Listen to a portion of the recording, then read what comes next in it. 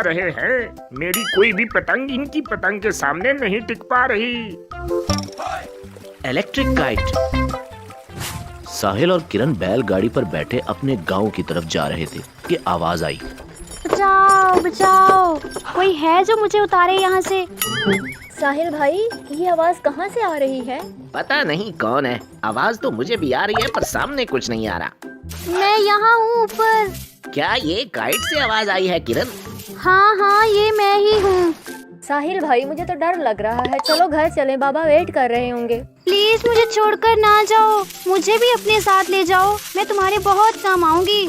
तुम भला हमारे किस काम आओगी? मुझे तो काइट भी उड़ानी नहीं आती, एक ही पेचे में कट जाओगी। नहीं, मैं नहीं कटूंगी। मैं कोई आम काइट नहीं, बल्कि एक इलेक्ट्रिक काइट हूँ।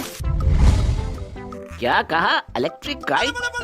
हाँ, इलेक्ट्रिक काइट। और मेरे साथ जिस भी पतंग का पेचा लगेगा वो 1 सेकंड में कट जाएगी। तो मुझे प्लीज अपने साथ ले जाओ। ये सुनकर साहिल ने किरण की तरफ देखा और फिर खंबे पर चढ़कर काइट को उतारने लगा। थोड़ी ही देर में साहिल ने पतंग उतारी और बैलगाड़ी पर बैठकर अपने घर आ पहुंचा। अरे बच्चों, इतनी देर कहाँ लगा दी थी?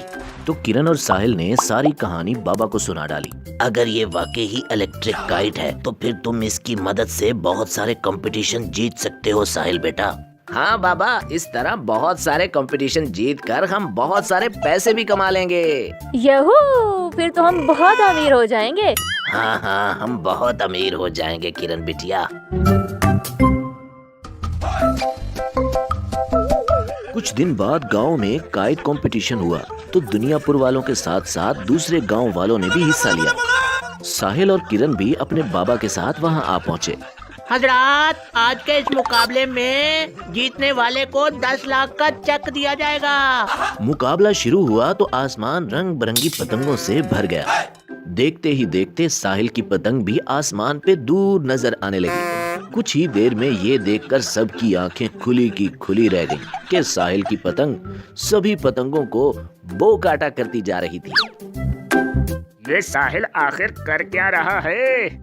पता नहीं छोटे सरकार क्या कर रहा है, इसकी पतंग किसी को टिकने ही नहीं दे रही। देखते ही देखते सिर्फ साहिल की काइट आसमान पर रह गई, जिसे देखकर गांव के सरदार ने साहिल को शाबाश दी और 10 लाख का चेक भी दिया।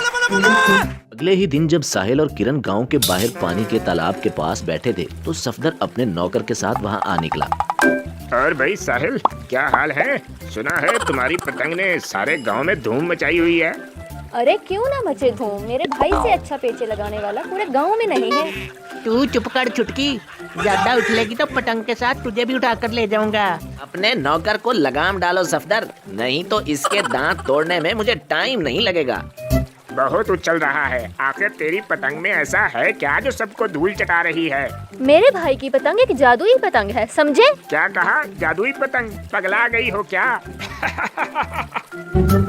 अगर वो सच में ही जादुई पतंग हुई सरकार। देखो साहिल, मुझे तुम्हारी ये पतंग खरीदनी है, मुंह मांगी कीमत दूंगा। शराफत से मुझे अपनी पतंग बेच दे। मुझे नहीं बेचनी अपनी पतंग, तुम जाकर बाजार से ले लो। घी सीधी उंगली से ना निकले तो उंगली टेढ़ी करनी पड़ती है। उसी रात जब साहिल के घर सब सो गए तो सफदर अपने नौकर के साथ वहां आ पहुंचा।